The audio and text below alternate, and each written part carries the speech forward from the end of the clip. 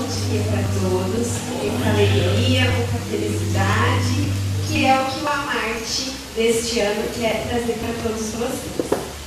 E é muita alegria mesmo que a gente inicia hoje o nosso 13º Amarte, que é um encontro de arte e estudos espíritas. O nosso tema se chama Felicidade, uma questão de escolha, tá? Antes de iniciar todo o nosso evento hoje, eu queria que vocês vissem um pouquinho um vídeo que representa, bem dizer assim, toda a nossa ideia referente ao nosso tema desse ano, tá? O Victor vai colocar para vocês e é super bonitinho, tá?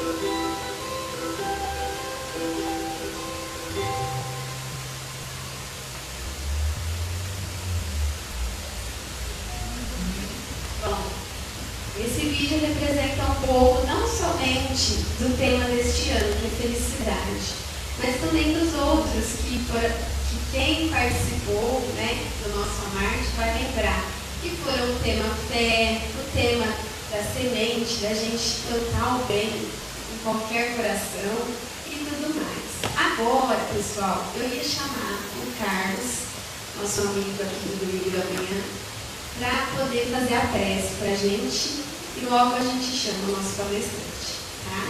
Obrigada.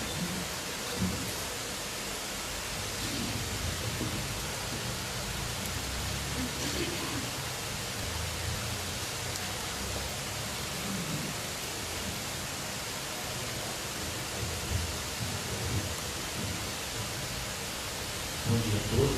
Bom dia a todos. Então vamos nos prepararmos mais uma vez para a nossa prece. Prece esta, tranquila, em paz, deve ser quando falamos com o homem. A certeza que todos nós somos abençoados neste momento, quando temos a oportunidade de comparecer a esta casa de oração, esta casa de estudo, às vezes hospital, certamente, e sobretudo, esta casa de amor, onde todos nós temos os nossos pedidos a fazer, as nossas súplicas. Porém, neste momento, nós temos a agradecer pela oportunidade de mais uma vez estudarmos, ouvirmos e, se possível, trabalharmos aquilo que agarrarmos neste momento, porque certamente este é o objetivo. Se estamos aqui para aprender, o momento é este. Aproveitemos este momento na certeza que todos nós somos agraciados. Obrigado, Senhor. Agradecemos também ao palestrante na manhã, que deixou os seus familiares no Ribeirão Preto, e aqui comparecemos para nos brindar com conhecimento, com a sua palavra, a certeza de que nós estaremos aqui adquirindo um pouco mais de conhecimento. Obrigado por presenciarmos o 13º Amarte. Amarte este significa estudo, que significa doutrina espírita. Se trouxéssemos Kardec até aqui neste momento, nos diria: instruímos, amados. É exatamente este o objetivo do Amarte. Que tenhamos condições de presenciarmos muitos outros, na certeza de que todos nós, uma vez aprendendo, estaremos aí praticando, com o objetivo sempre de chegarmos ao Mestre e dizer: fizemos um bom trabalho, amamos. Que este amor possa perdurar em todas as nossas vidas.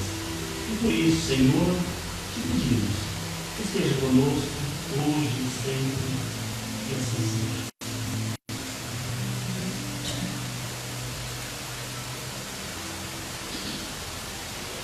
Bom, e pensando no conhecimento, que é um dos caminhos para encontrarmos a felicidade, chamamos aqui o nosso irmão Davi Florino. Ele é de Ribeirão Preto, da Casa Espírita Irmãos da Luz, e desde 2015 trabalha como palestrante na Seara Espírita. Ele é jornalista e com muito carinho trazemos ele aqui hoje. Muito obrigada, Davi. Esqueci de comentar.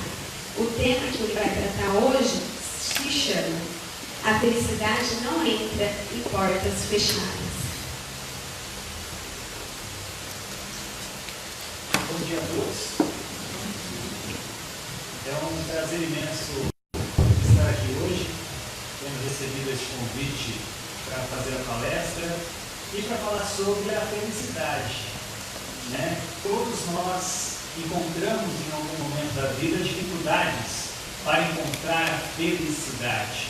Mas o Divaldo Franco é bastante claro quando ele diz que o ser humano ainda não está preparado para a total felicidade, pois é um espírito em evolução, é um espírito ainda em formação. Segundo o próprio Papa Francisco, nós somos casas em construção, ainda não estamos efetivamente prontos. O Divaldo faz uma comparação assim: quando nós trocamos de carro, nós ficamos felizes por uma semana. Quando nós compramos uma casa, nós ficamos felizes por um mês. Quando nós trocamos de emprego, nós ficamos muito felizes por alguns dias. Mas quando alguém nos magoa, ficamos tristes por um ano, por 2 anos ou por uma vida inteira. Ou seja, é a porta que está trancada ainda, pois efetivamente nós não aprendemos como abri-la. É preciso ver a vida de um outro modo, por um outro prisma, e aí então seremos capazes de sermos relativamente felizes, já que nosso mundo ainda é um mundo de provas e criações, não haverá felicidade completa, mas se nós aprendermos a valorizar aquelas coisas que nos estão tão próximas e que são efetivamente coisas de Deus, nós seremos pessoas muito mais alegres, muito mais felizes. Nasceu em 1939 em Uruguai um senhor chamado Jerônimo Mendonça. O Jerônimo Mendonça, quando adolescente, ele trabalhava em uma venda naquela cidade e certo dia ele dormiu em cima de um colchão de palha. Naquela época era muito comum os colchões de palha. As pessoas colocavam ali palha de milho e todo mundo dormia. Quem vivia em sítios dormia naqueles colchões. E ele então dormiu e sentiu uma grande dor nas costas. Ele virava para um lado, doía, virava para o outro lado, doía também. Ele acordou irritado e disse que, e aí ele observou que tinha dentro do colchão haviam 2 espigas de milho. E ele disse para a mãe dele que ela deveria prestar mais atenção, pois ele estava com muitas dores nas costas. Isso por volta dos 15, 16 anos, mais ou menos. Ele então foi trabalhar. E assim que ele disse que ela deveria ser mais atenta, um remorso passou a castigá-lo. Ele foi trabalhar então e não conseguia se concentrar no serviço. As pessoas chegavam para comprar 1 quilo de batatas e ele colocava no saco 1 quilo de cebola. As pessoas pediam 1 quilo de goiaba e ele colocava 1 quilo de manga. Então ele estava desatento e o chefe percebeu, muito amigo dele, percebeu e disse: o que está acontecendo? Eu fui mal criado com a minha mãe. Então vá para a sua casa e peça desculpas, pois você é um espírita e espíritas não podem ser mal criados. E ele foi para casa. Ele foi para casa, pediu perdão à sua mãe e ela disse que coração de mãe não cabe a dor, não cabe raiva, não cabe a mágoa, que mãe sempre perdoa.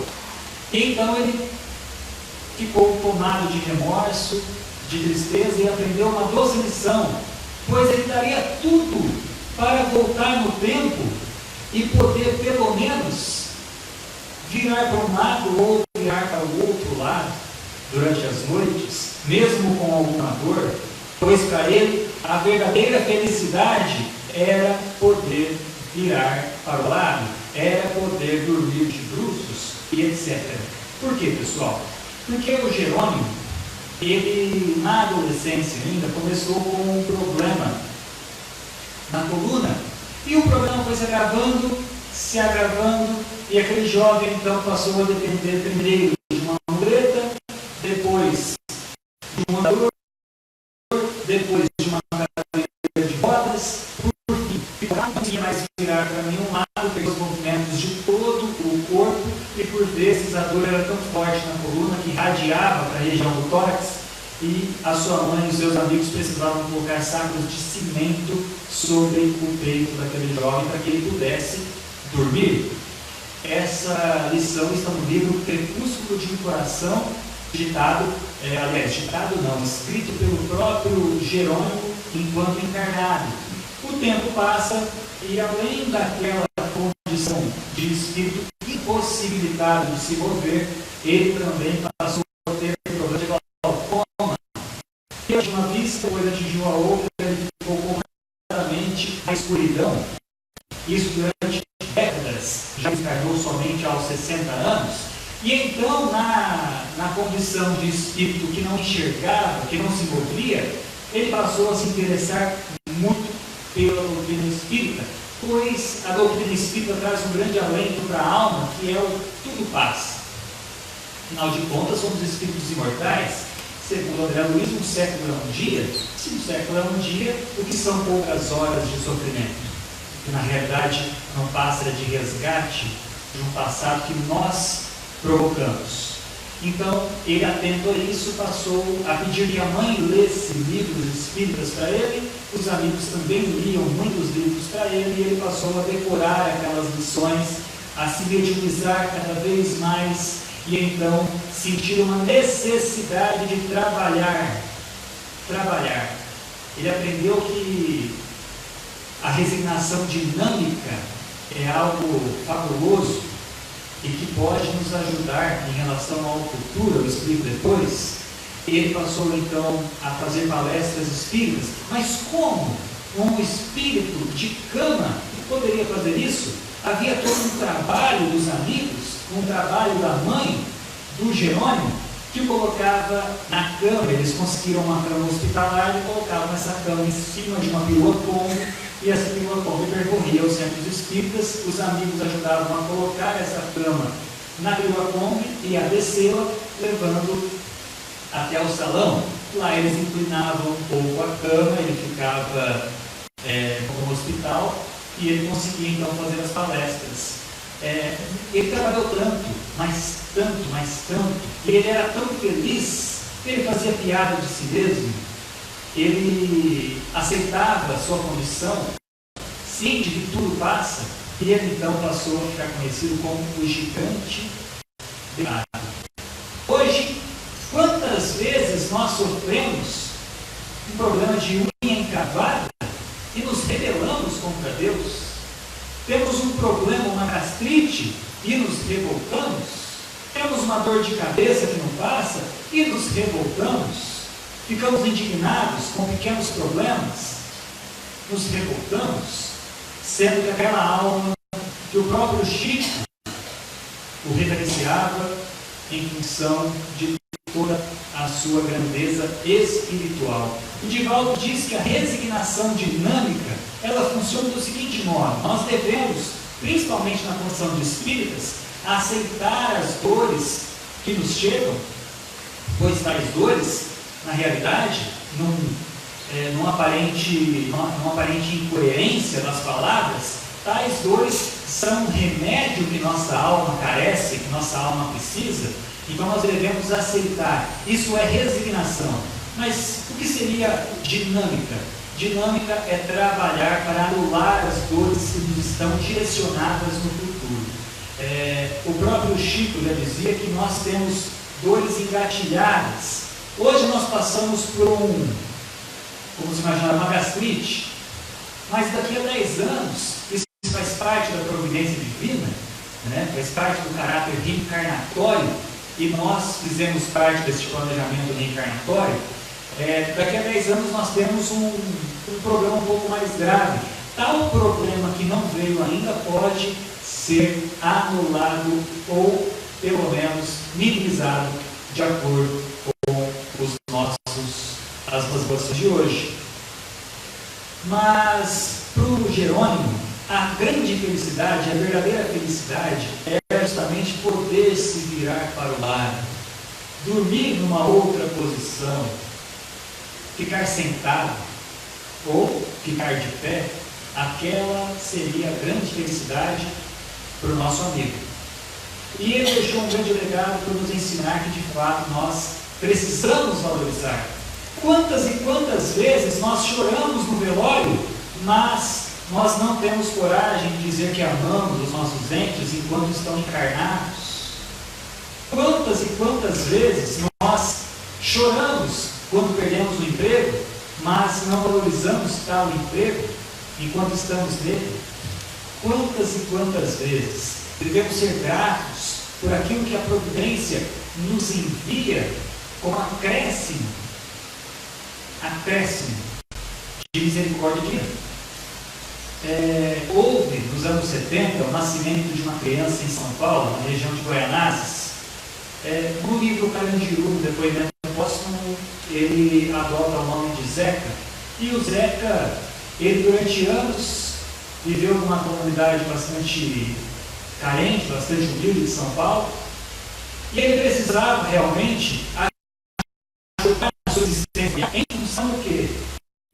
O seu pai, que havia desencarnado, era uma família numerosa de muitos irmãos, e ele precisava levar o sustento para dentro de casa, pois era o filho mais velho. E então procura emprego. Com 12 anos ele sai procurando emprego e não consegue. Afinal, quem é que iria contratar uma criança de 12 anos? Diante das leis que impedem tais contratações, Ele então procurou um traficante de Guaianazes que o contratou.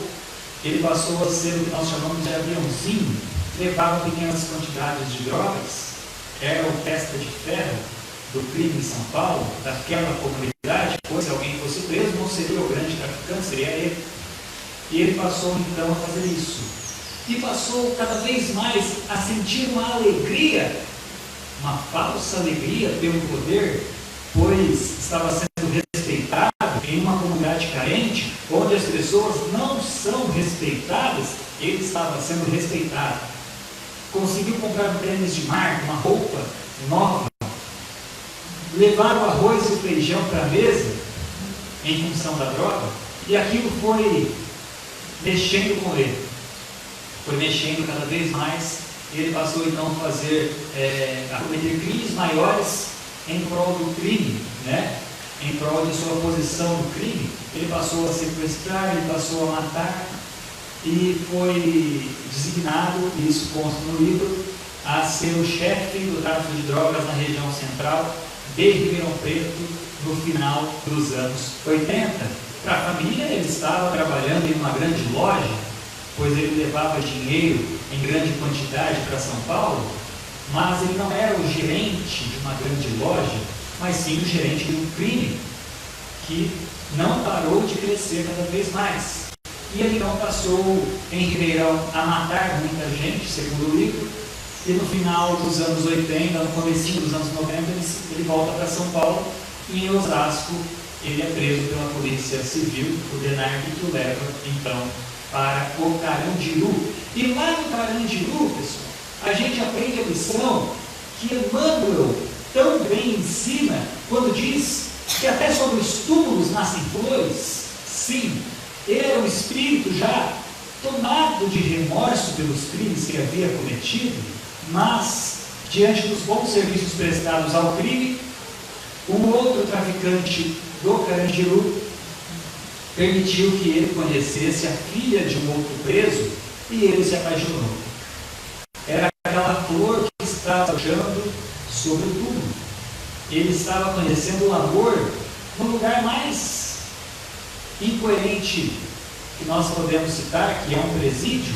Ali dentro, nas visitas aos domingos, ele se encontrava com aquela que ele se apaixonou, e ele então, aquela moça ficou grávida, e ele teve uma filha, e estava encantado por aquela filha que o visitava aos domingos. Ele havia encontrado o grande amor de sua vida, e para ele naquela hora, a grande felicidade seria estar solto, coisa que todos nós estamos.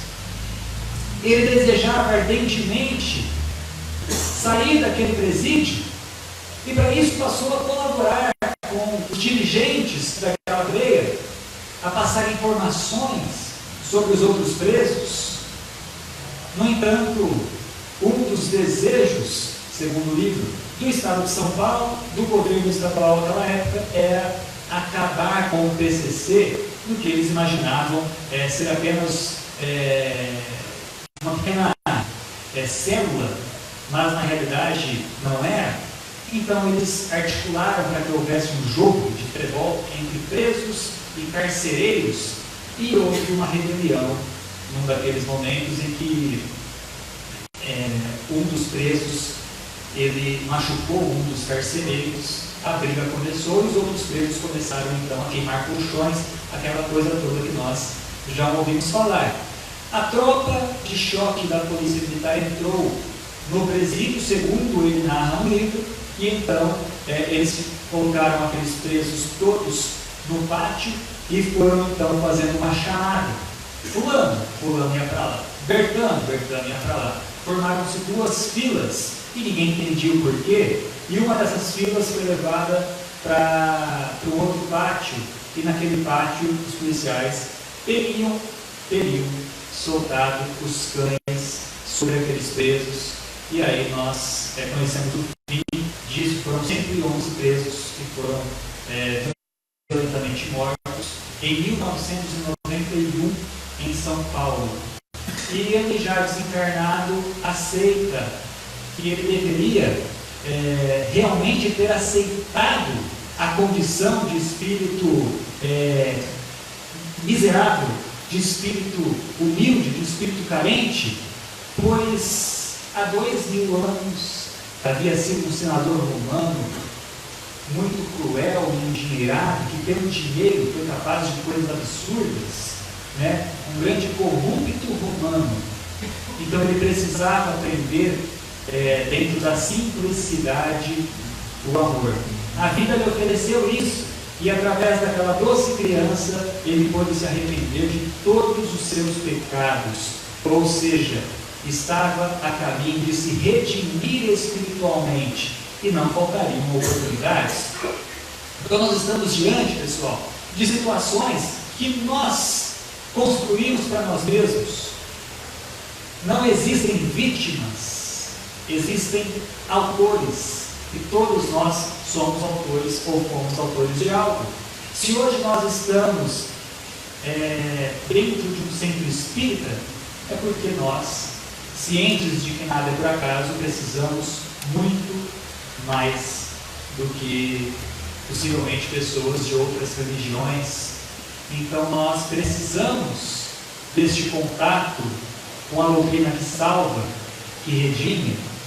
André Luiz ainda dizia que a pior dor para o espírito recém-desencarnado é a sensação de tempo perdido. Quantas e quantas vezes nós nos comportamos como cavalos sem freios, prestes a ir no abismo. Nós erramos, nós falhamos, e tudo isso diante de uma doutrina espírita que explica, que consola e redime. Imagine as almas que não estão no espiritismo. Elas, logicamente, têm muito mais dificuldade, talvez, se no mesmo grau de adiantamento que o nosso, para evoluírem espiritualmente. Portanto, se a pior dor para o espírito é a sensação de tempo perdido, e quem nos traz isso é André Luiz, nós devemos começar agora a nos preocupar para que este grande tribunal, este grande juiz, que é a nossa consciência, não nos puna amanhã ou depois. Como? Fazendo o bem. Ah, mas eu não consigo. O Jerônimo conseguiu. E ele tinha muito mais limitações, era um espírito com muito mais dificuldades para que pudesse fazer algo, e ele efetivamente fez muita coisa. O Divaldo nos diz o seguinte: o mal que nos fazem não nos faz mal. O que nos faz mal é o mal que nós praticamos, pois nos torna pessoas piores.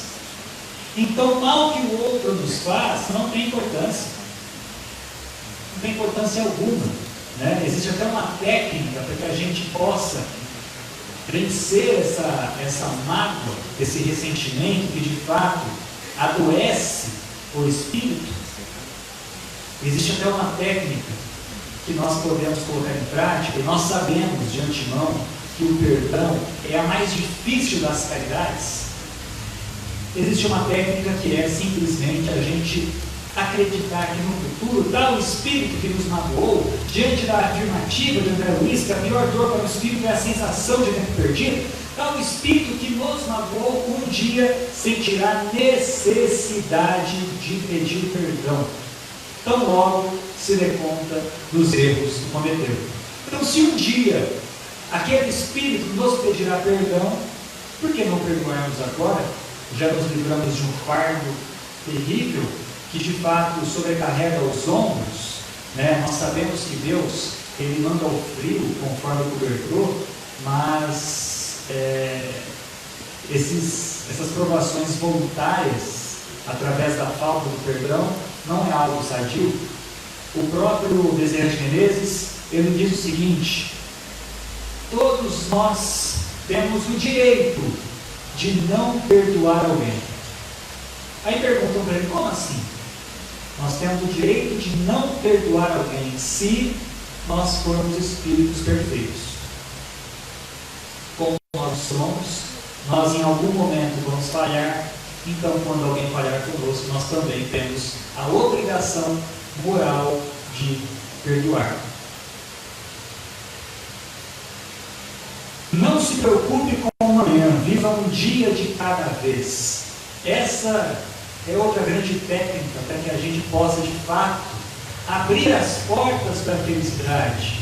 Nós não sabemos o que nós teremos que enfrentar amanhã, vamos viver o hoje de maneira completa. Divaldo diz que nós não devemos ser escravos daquilo que nós temos, mas nós, mais ainda, não devemos ser escravos daquilo que nós não temos. E quantas vezes nós somos escravos dos nossos sonhos, dos nossos objetivos materiais. São sonhos materiais que morrem com a noite. Então nós devemos simplesmente viver um dia de cada vez. E quando eu digo viver um dia de cada vez, é amar as pessoas como se não houvesse amanhã. Raul Teixeira traz a seguinte frase: aprendemos que a felicidade maior não é aquela que a gente vivencia, mas sim aquela que a gente vivencia doando para os outros. Tudo o que doamos aos outros é o que verdadeiramente pertence a nós.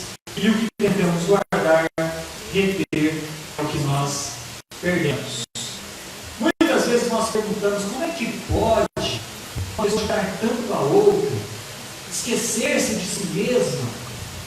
É que se o mal vicia, se o álcool e o cigarro viciam, se o pecado vicia, a alma que ainda falha, que ainda caminha, o bem também vicia, porque nós sentimos um amor de fato incondicional, um amor puro, um amor sublime, e onde o bem está também a presença de Deus. Deus, que é soberanamente justo e bom, está onde se encontra a presença do bem. Então, isso também vicia. Fazer a caridade também vicia, só que não corrompe. O pecado da alma corrompe o espírito, cria culpas, e tais culpas um dia terão que ser cobradas.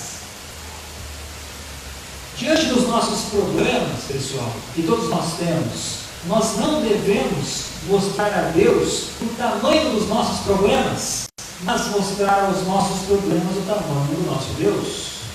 Essa frase de efeito, ela tem por perspectiva mostrar que de fato as coisas elas passam. Se a gente observar a nossa dor de hoje, será que daqui a 5 anos tal dor terá tido alguma importância?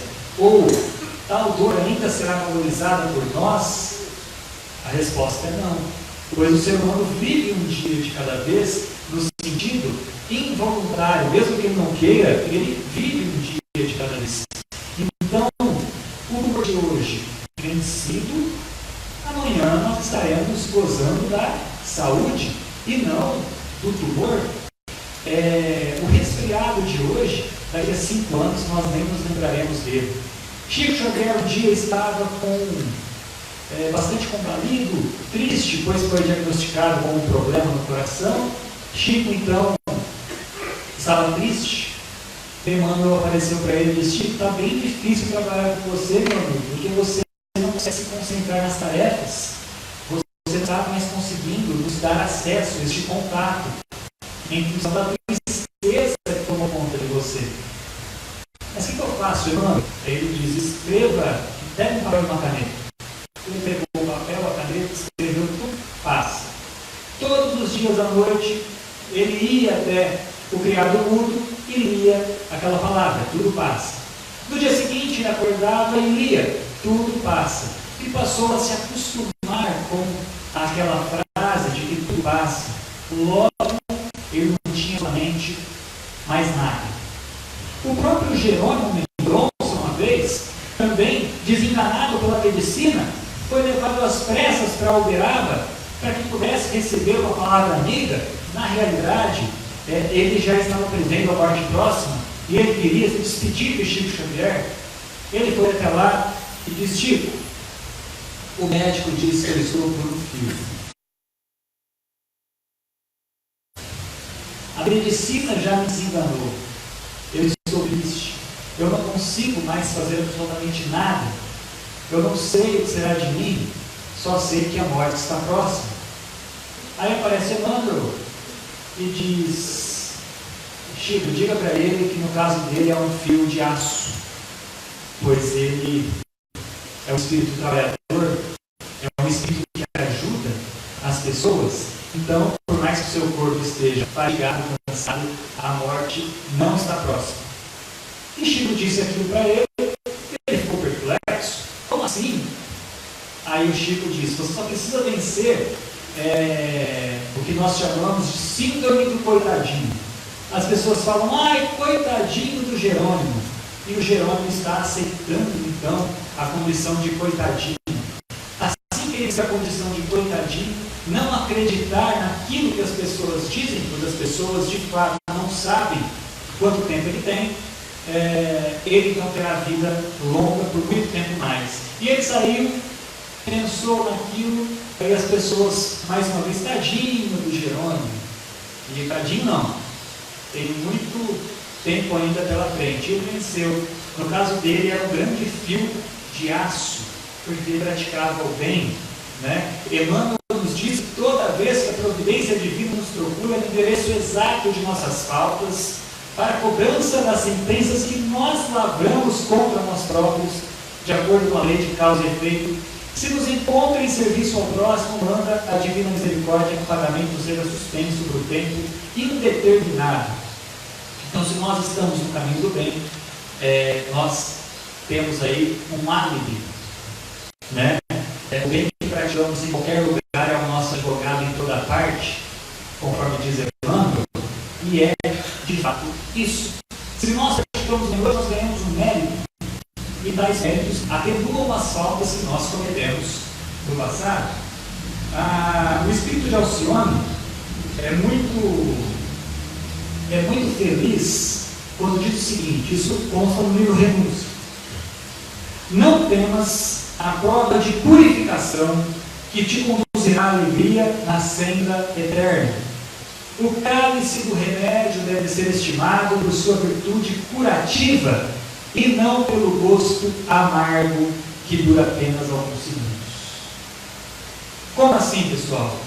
As nossas dores, os nossos momentos de tormento, na realidade, não passam do sabor amargo, daquele remédio que é necessário para a evolução do espírito. Nós devemos estimar a dor pela virtude curativa, pois de fato redime a alma. Nós nem sempre fomos tão bonzinhos assim. Hoje nós carregamos a cruz que nós construímos no passado. Somos eternos marceneiros. Nós construímos a cruz que nós carregamos hoje. Há aqueles que construíram cruzes menores, mais leves, e há outros que construíram cruzes bem pesadas. E hoje nós temos que carregá-la. Nós construímos. Nós somos responsáveis. No entanto, há sempre um ponto de vista, um lado bom das coisas. É por isso que nós não devemos acreditar que as dores são eternas. Elas não são eternas. Hoje o gigante deitado está de pé. É o gigante que caminha pelas cidades, pelos centros espíritas, pelos orfanatos, ensinando, ajudando. Chico Xavier, que desencarnou no leito de um hospital, hoje pula, hoje voa, pois é um espírito iluminado. Os nossos entes queridos que desencarnaram de maneira talvez sofrida no hospital, hoje eles não estão mais no hospital. Hoje eles estão felizes, estão fortes, estão bem, nos esperando no suave reencontro, que mais tempo, menos tempo, virá.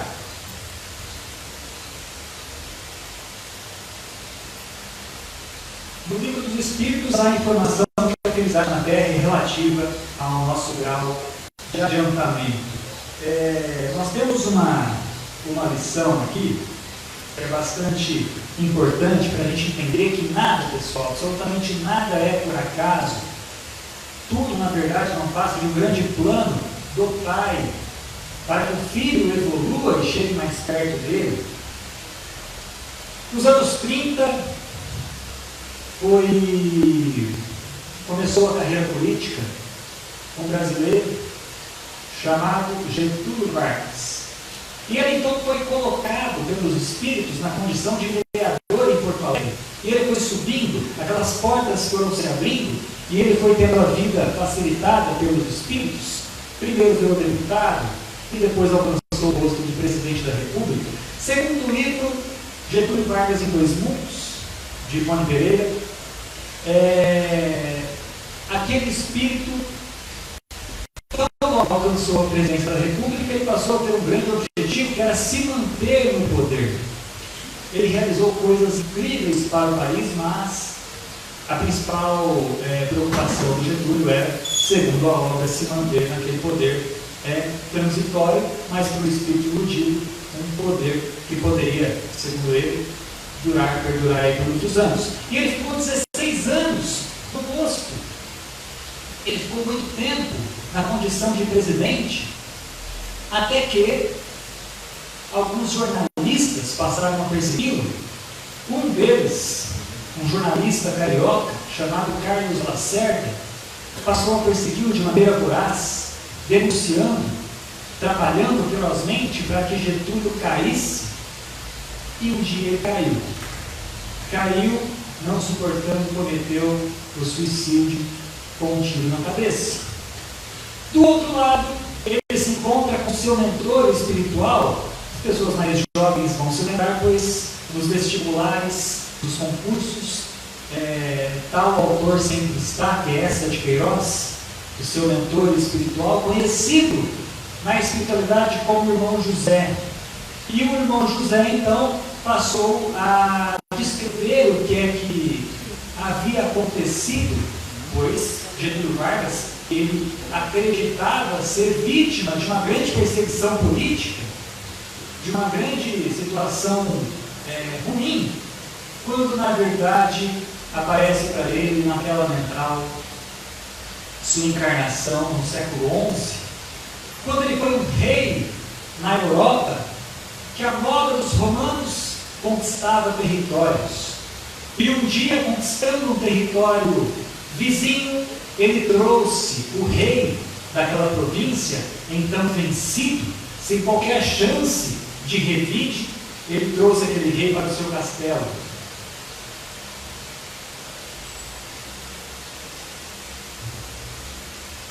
E tal rei, diante de uma festa dada às pessoas que venceram aquela guerra em seu palácio, no caso Getúlio Vargas, numa outra veste, num outro corpo, deu uma festa, todos se embriagaram, todos ficaram alegres, e no fim da festa, Getúlio disse para um soldado: faça com este rei que você bem entender, pois ele é o seu prêmio pelos bons serviços prestados.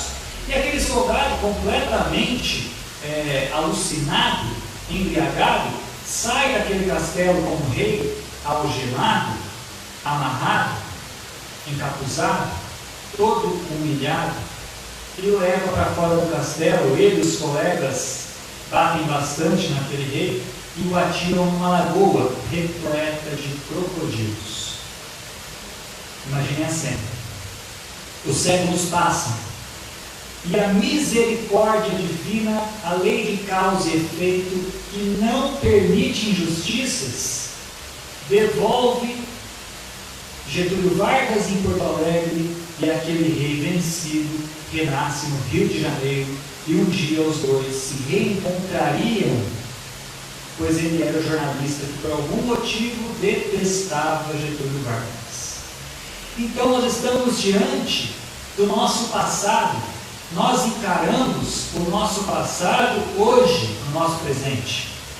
O próprio livro Ícaro Redimido narra a história de Santos Dumont no plano espiritual. E Santos Dumont, pessoal, Santos Dumont no século X, ele era um rei, aliás, ele era um rei não, ele era um fabricante de armas, e ele fabricava espadas, ele fabricava uma série de coisas. Houve a Guerra dos 100 Anos entre França e Inglaterra, ele francês, viu muitos de seus conterrâneos perderem a vida através das espadas, e ele, inclusive, perde a própria família, a esposa, seus filhos, para as espadas dos ingleses, e fica completamente desnorteado.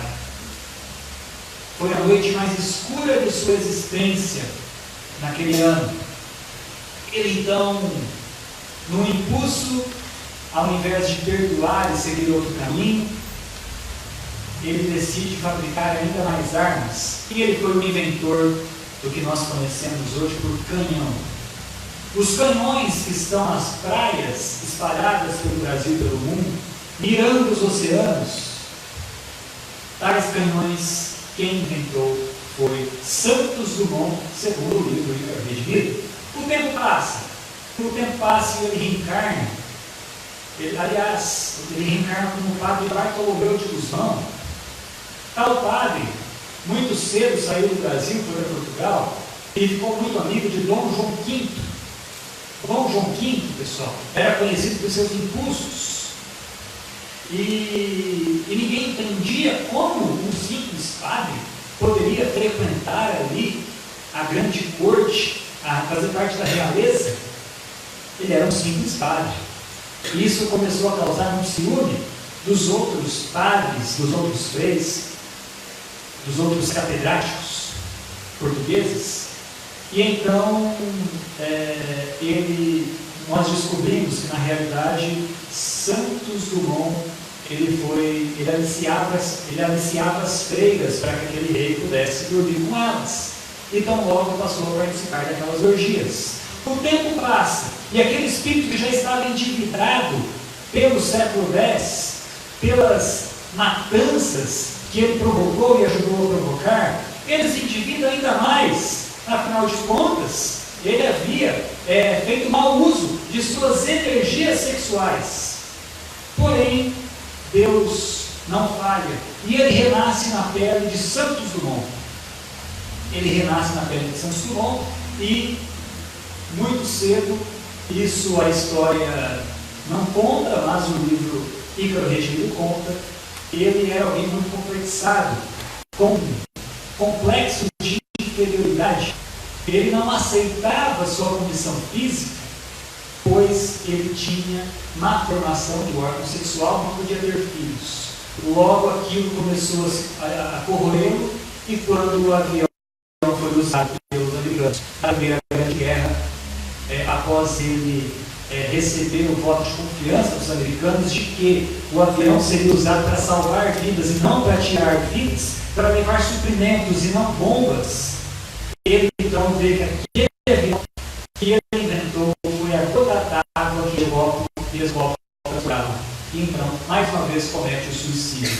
Vejam só, o que nós hoje analisamos como uma grande dificuldade imposta pelo céu, na realidade, é o pai dizendo não ao filho: filho, não coloque o dedo na tomada, você vai levar um choque.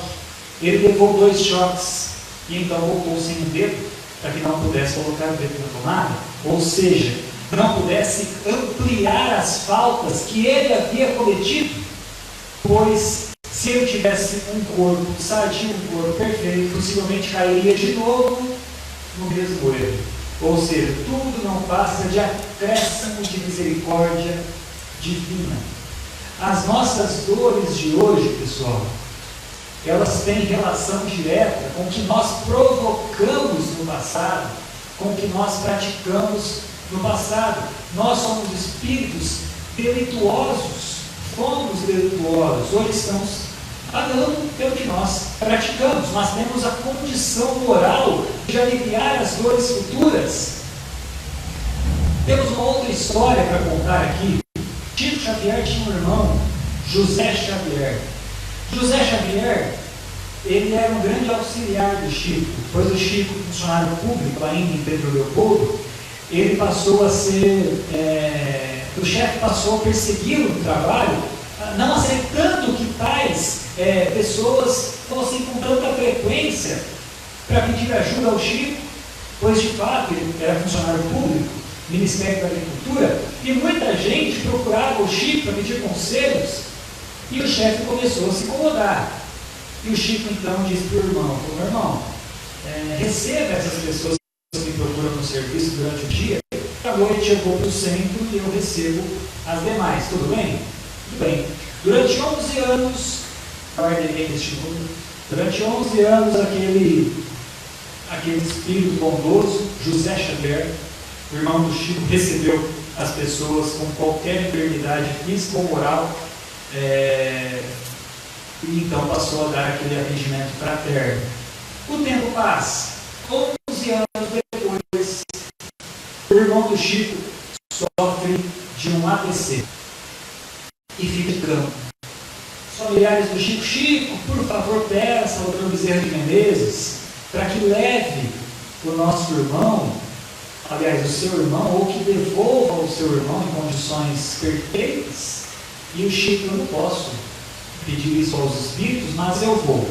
E pediu para que o Dr. Bezerra de Menezes ajudasse a fazer alguma coisa. 3 meses depois, o Dr. Bezerra volta, diz: Chico, vamos fazer uma oração, pois foi permitida a desencarnação imediata do seu irmão. E diz: doutor, mas por quê? É que estava previsto que ele ficasse acamado durante 11 anos. Mas como ele fez o bem durante 11 anos, a dívida estava quitada, pois ele conseguiu então fazer aquilo que Jesus faria se estivesse em seu lugar nas mesmas condições. Ele fez o bem, ele amou, ele ajudou, e ele então passou a ser credor. Lembra quando nós dissemos que o bem que nós praticamos em qualquer lugar é o nosso advogado em toda parte? Se nós ajudamos hoje uma pessoa que sofre, o dia que nós estivermos sofrendo, alguém virá nos ajudar. É sempre assim. É o retorno, a lei de causa e efeito, ação e reação. Isso não falha nunca.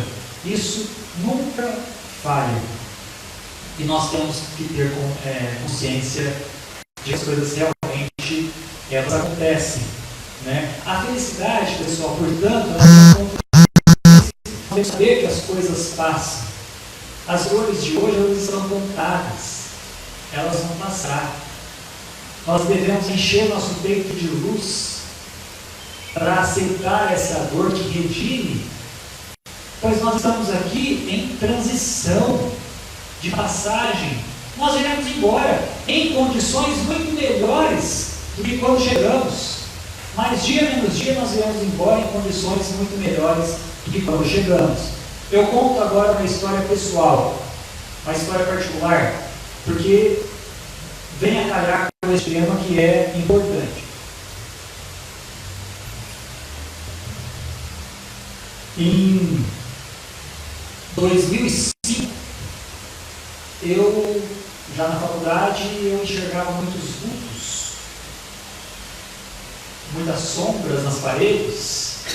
Eu estava ficando morrendo de medo, com muito medo, pois ainda não entendia, eu tinha 20 anos, 19 anos.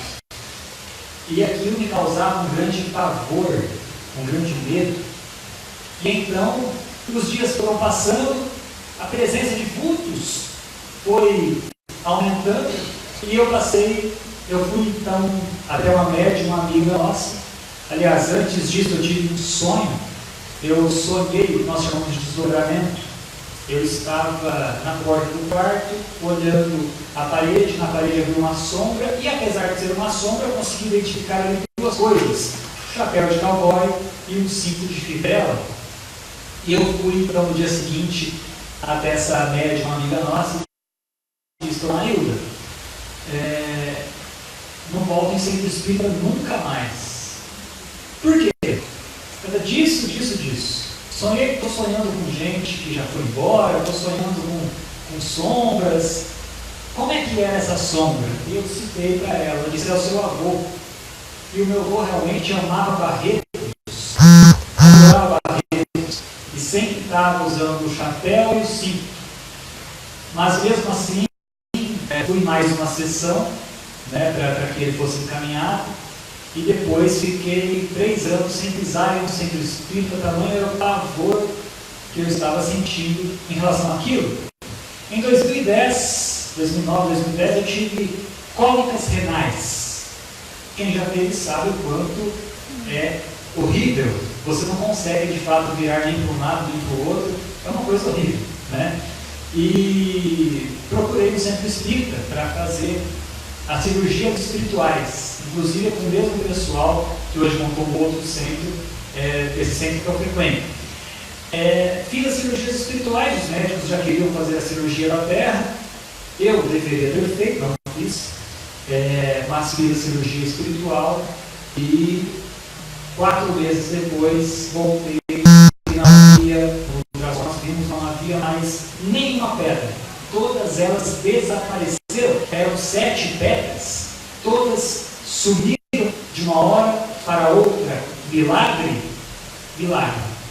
O que a ciência não explica, a gente trata como milagre.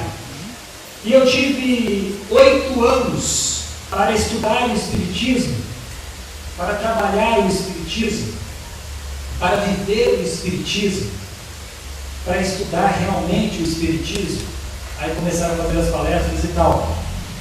Dia 30 de novembro do ano passado, a minha esposa, grávida, da Laura, ela teve pressão alta na gravidez, o que nós chamamos de pré-eclâmpsia.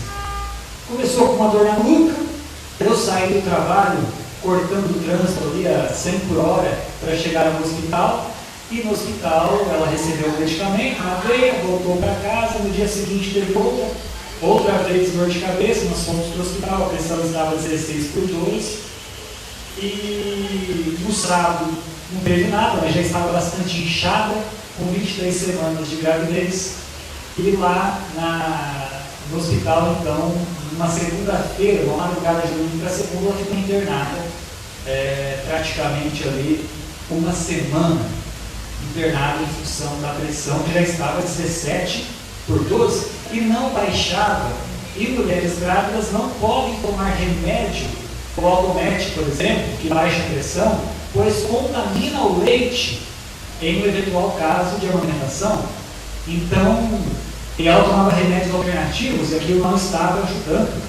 E então, na segunda-feira chegou no hospital, ficou segunda, terça, quarta, quinta, sexta. No sábado, começou com uma dor no estômago. E aí a gente começa a perceber, a gente passa a ver a vida por uma outra ótica. A gente passa a ver de fato o que é que vale a pena, pessoal.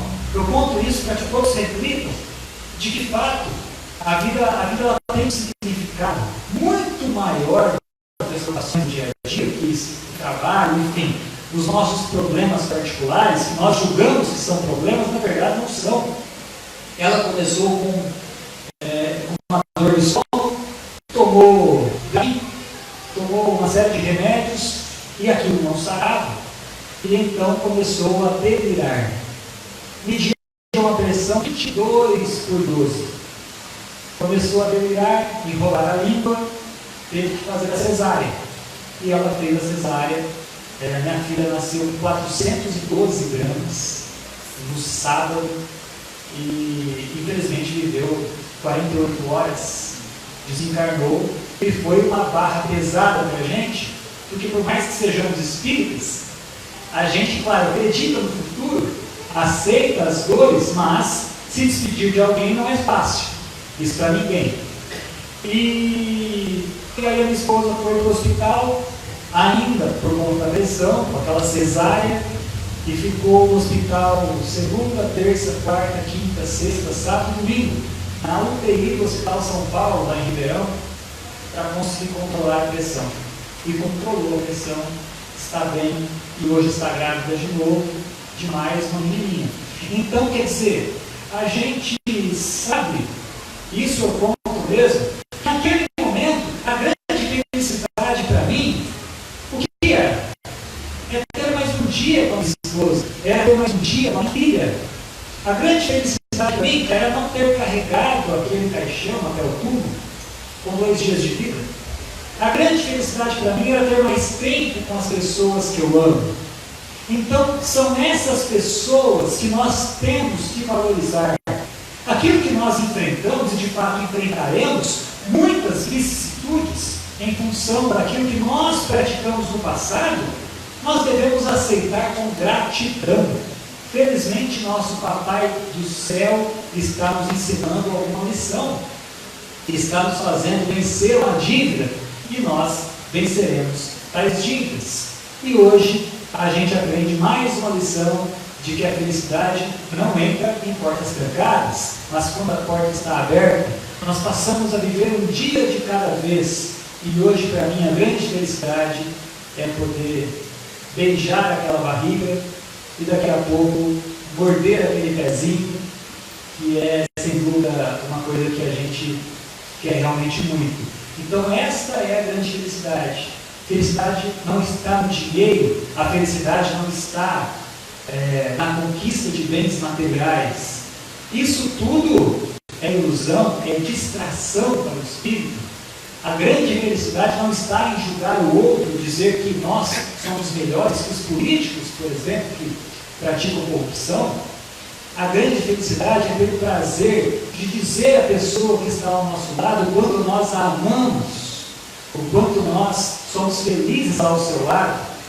Essa é a verdadeira felicidade. Pois tudo que nós retemos para nós não é nosso. Tudo que nós damos aos outros é efetivamente o que Deus dá a nós. Então, bom domingo a todos. Desejo de fato que tenha servido para alguma coisa a palestra, né? E à noite um grande amigo, pessoal, parceiro nosso na Ribeirão, que é o Edgar, estará aqui também fazendo uma palestra. E ele é um sujeito maravilhoso, incrível, que tem lições. Quem sou eu perto do Edgar? Muito mais vivência, muito mais conteúdo. Tá? Então, um bom domingo a todos vocês. Que Jesus abençoe todos vocês e que a gente comece agora a fazer o novo vinho.